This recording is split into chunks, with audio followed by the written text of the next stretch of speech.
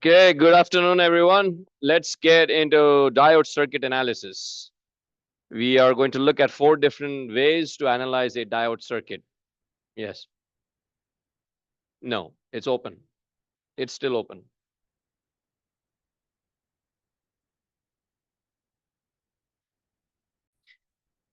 Okay, so let's bring up the class notebook.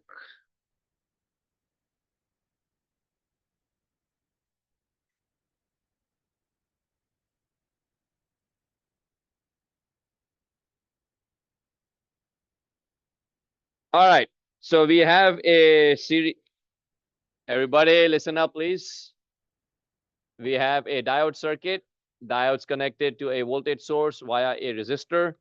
Simplest of circuits. It's a 10-volt source, 10 kilo ohm resistor. What is ID? And VD. ID. So there are 2 unknowns in the circuit, right? We need to find the diode current and the diode voltage. So how do we go about doing that? Well, we have 4 different techniques that we're going to look at. Load line analysis, mathematical or numerical model, ideal diode model, and the constant voltage drop model. First up is the load line analysis. Okay. What we do first is we generate our equation, right? We have 2 unknown variables. So there's VD, diode voltage, and the second unknown variable is diode current ID. So if you have 2 unknown variables, we need at least 2 equations to solve them. In the load line analysis, one of the equations would come from the diode equation, meaning the diode characteristic. The second one is the equation we would generate for the circuit. Okay. And the circuit equation is generated by applying KVL. So when we apply KVL, it's a straightforward result. Total voltage V is split between the resistor and the diode. VR and VD. Okay, VR and VD.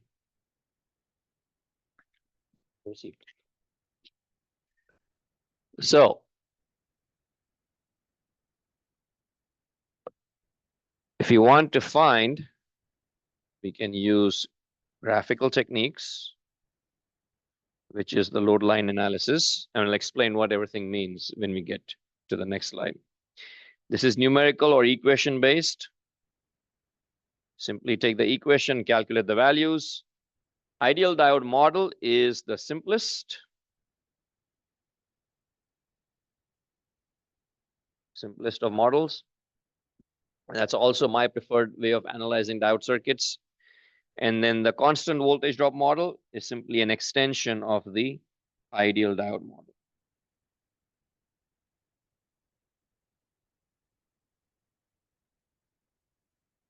Okay, extension of the ideal diode model.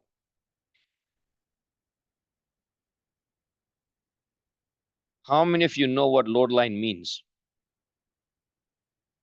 They haven't encountered the term yet in other classes. Okay, all right. So we have our devices, right? Whether the device is a diode, an op-amp, transistor, does not really matter. And that device can operate through a wide range of voltages and currents, meaning you can apply it to a wide range of circuits. You can apply it for a wide range of applications. Okay. And depending on every specific application, we would implement some constraint on our device. Meaning if we wish to use it for, let's say, just USB charging, then we would constrain our device to work within or less than 5 volts, right? So those are the constraints that we put on our device. Okay.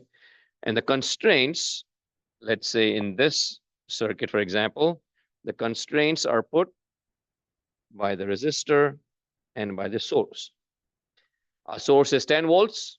So the constraint for the diode is that it's going to operate within or less than 10 volts. Resistance is 10 kilo ohms. So again, that's going to limit the current that's available in the circuit. And so diode current cannot exceed a certain level based on the values of the voltage source as well as the resistance R. So the load line is a line, it's a line on the graph that shows us the constraints that we're imposing on our diode. Okay, it basically tells us what constraints are put in terms of voltage and what constraints are put in terms of the current. Okay. So in load line analysis, we use graphical techniques. We need two equations. So in the graphical techniques, we're going to use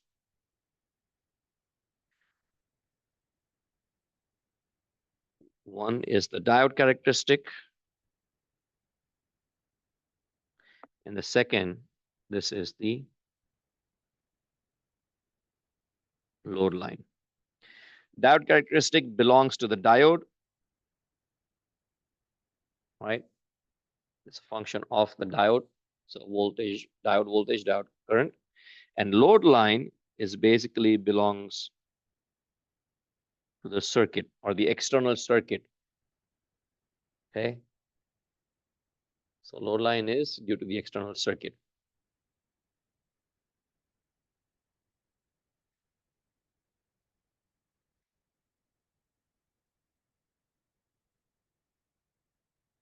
So it describes the external circuit constraints.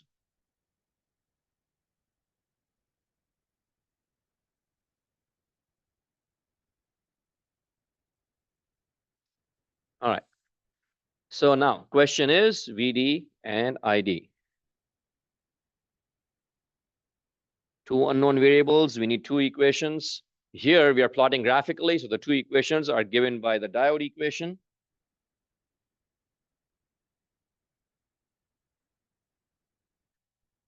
It requires two equations. One is the diode equation, the other one is obtained from the load line. You plot these on the same graph, okay? And the intersection point of these two is the solution to our circuit. Okay, so we plot these graphically, and the intersection point gives us the solution to our circuit, meaning it gives us the values for the diode voltage and the diode current.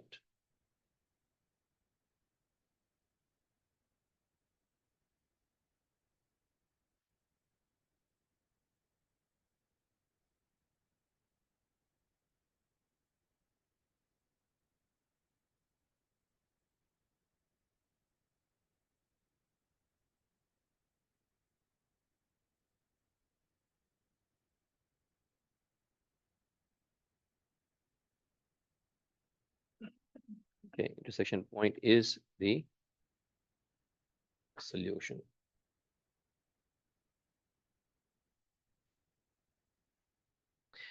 This intersection point is also known as the Q point. Again, have you all encountered this term before? Okay. This is known as the Q point. The Q stands for quiescent. Let me see if I can spell this correctly. Quiescent.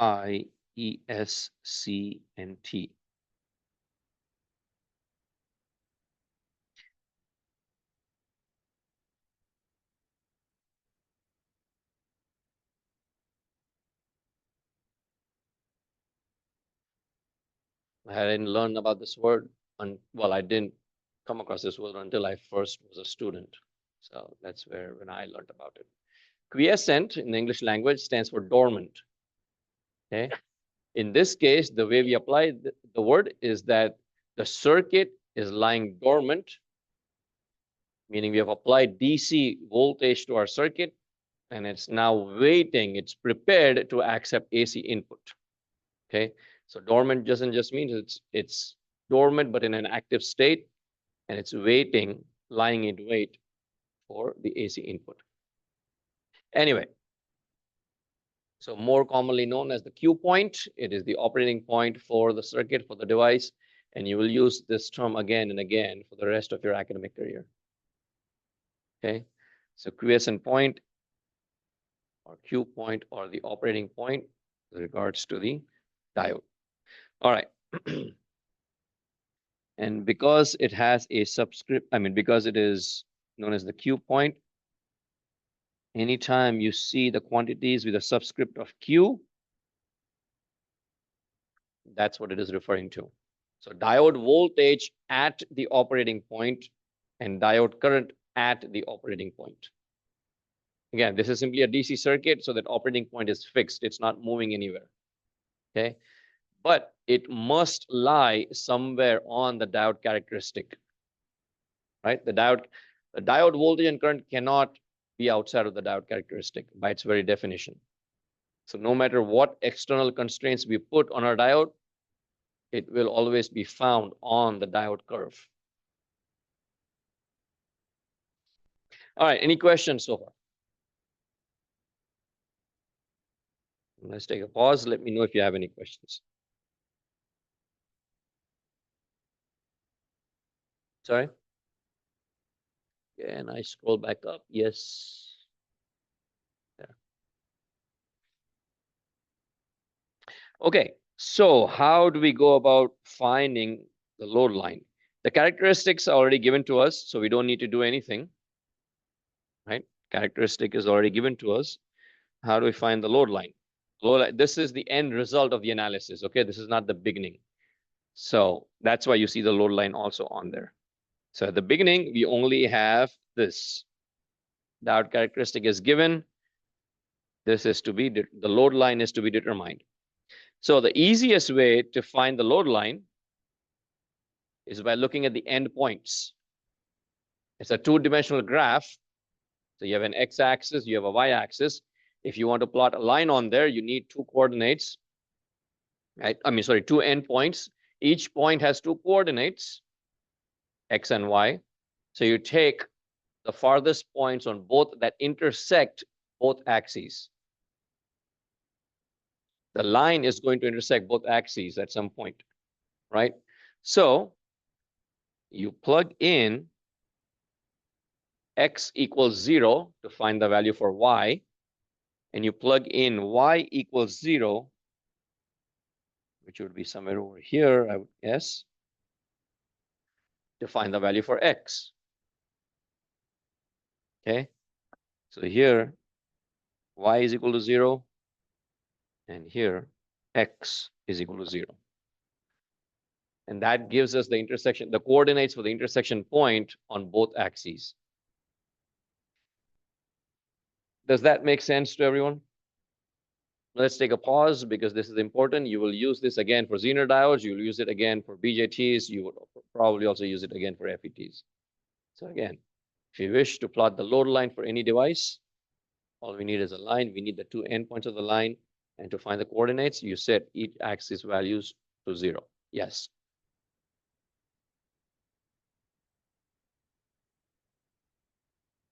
No, not quite.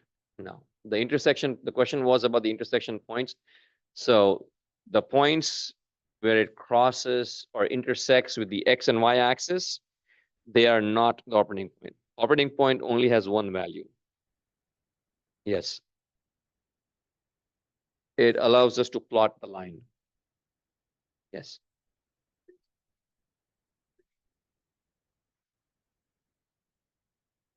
So the point being made and the question being asked at the same time is it like treating the diode as an open and a short? It's a very good observation. Yes. If x is equal to 0, we are saying that the diode voltage is 0. The diode voltage can be 0 only when the diode is on. And if y is equal to 0, then it's off. Sorry, no, it's the other way around. It's the other way around. Yes. The voltage source and the external components that we have connected place a constraint on that device. So that's what it means to have external constraints. So the diode itself can function, let's say we had a 1N4001 diode, right? The diode itself can function anywhere from 0 to 10 volts. Maybe 0 to 15 volts, 0 to 20 volts. Anybody remember from the spec sheet? How high of a voltage you can apply to a 1N4001? Well, that was in reverse bias. How about in forward? 50 is a good answer, but it was reverse bias. Forward bias. All right, let's just say it's 50. Let's just say it's 50 in forward bias also and in reverse bias also, right? So now if we take a external power source and we only apply 20 volts. Well, our diode can work all the way up to 50 volts, but now it's constrained to work less than 20 volts. That's what it means by external constraints. Okay. Does that answer your question? Any other questions before we move forward? Okay. All right. So in order to plot the load line, we apply KVL. We generated our equation, which was source voltage V was equal to VR plus VD. VR is the diode current, series circuit, so the same current flows through resistor as well as the diode. And so it's ID times the external resistance plus VD. That is our load line equation.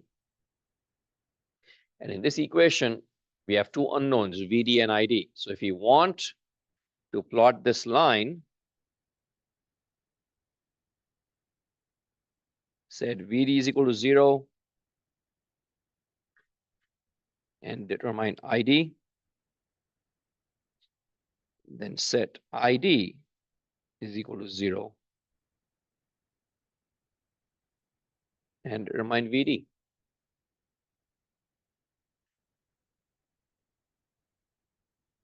So take out your calculators and calculate along with me. Actually, you shouldn't need any calculator. What happens when you plug in VD is equal to 0? What is the value for ID?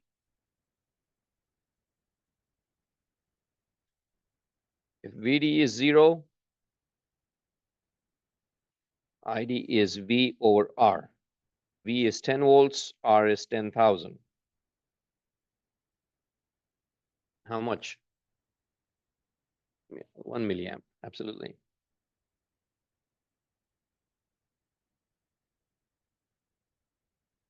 How about for ID is equal to 0?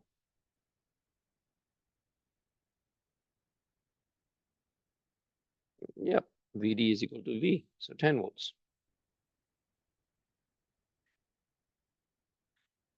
However, can we use these values directly?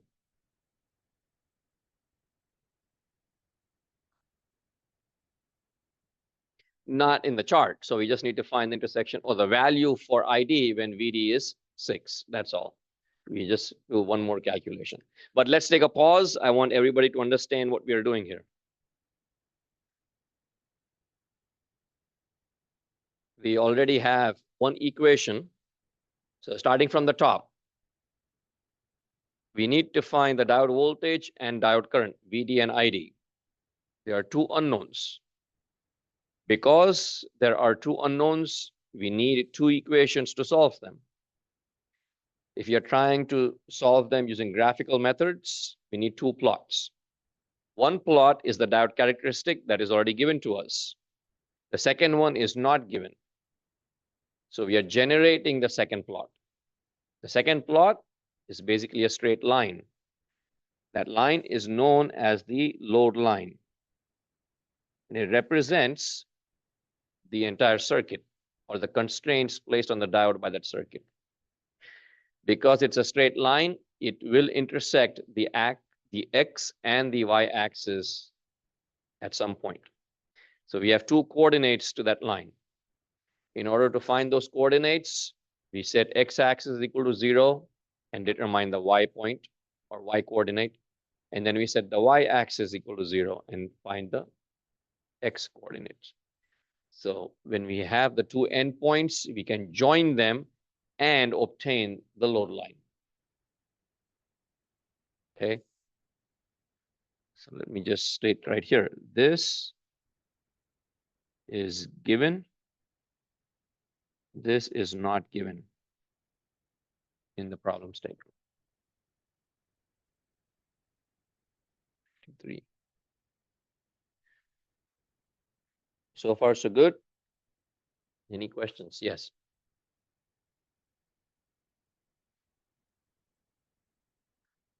So they give us these coordinates. So if you have a plot like this and there's a line cutting through and we don't know what these points are. So here we set y is equal to 0 and we find x. And here we set x is equal to 0 and find y. And so that gives us two coordinates. Once we have those two coordinates, once we have these two coordinates, then we join the line.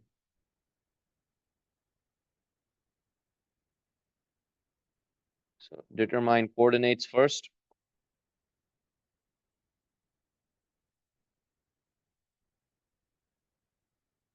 Then join to plot the line. Okay. All right. So in this case, our graph only goes up to 6. So we need to find the value for ID if VD is equal to 6 volts. Okay. Then our ID would be equal to 4 over 10,000. Okay. 10 minus 6. So if VD is 6 volts, the resistor voltage is going to be 4 volts.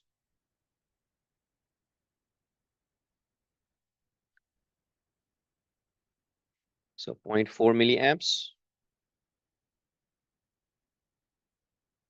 And so that is indicated right here. So you have 4 milliamps when VD is equal to 6 volts.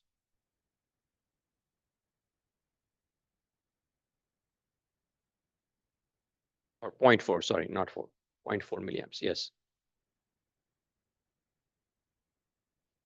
Yep, that's all. Because our graph only goes up to 6, not up to 10.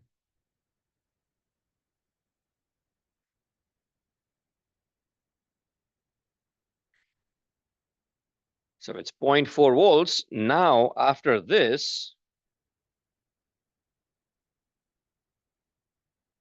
let me write down. So the coordinates are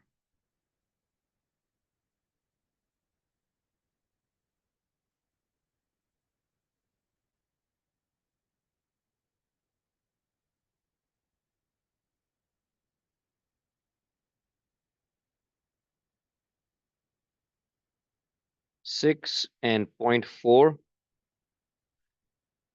And here we have x is 0 and y is 1,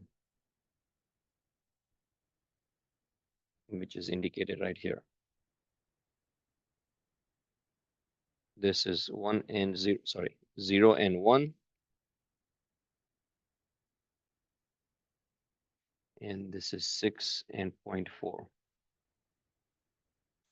And then you join those 2 points.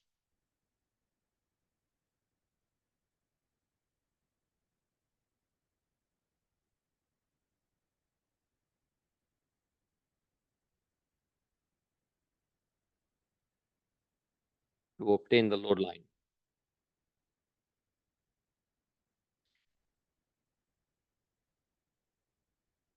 Okay, so you obtain the load line.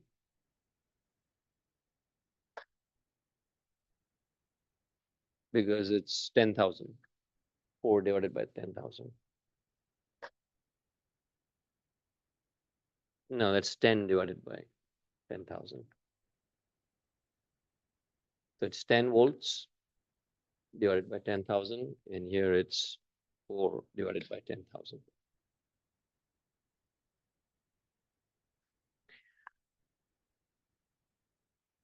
Okay, and once you have the load line plotted, the intersection point right here gives us the solution, and that is the Q point. And the coordinates for that Q point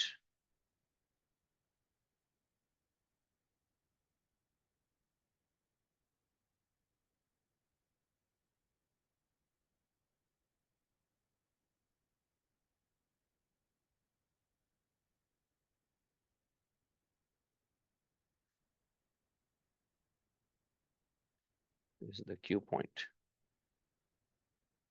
The X and Y coordinates of that Q point, of that intersection point, is basically IDQ and VDQ. So VDQ is approximately equal to 0.6 volts, according to our graph. And IDQ, it's a little difficult to see. So here, this is approximately 0.6, just a little bit further than 5. And then if we intersect this right here, that's 8. This is 9. And I would say this is, it's not that easy to see, but could be about 0.94 or to 0.95. So I'm going to say 0.94 to 0.95 milliamps. Okay. And that value right there is, that range right there is one of the downsides of a graphical analysis, right? Manually, if you're solving this, if you have a manual graph paper and you can't zoom into it, then the solution would be approximate, it would not be exact. Okay, it's an easy and compared to other techniques, probably a little bit quicker, but the values would not always be accurate depending on how big of a graph we have or how detailed of a graph we have. Okay. All right, we'll end class here today. Review this. If you have time right after class, then review it right now. And then you can have questions prepared on Wednesday, because we're getting into the other 3 techniques on Wednesday. All right. So we'll end class here today. I'll see you all on Wednesday.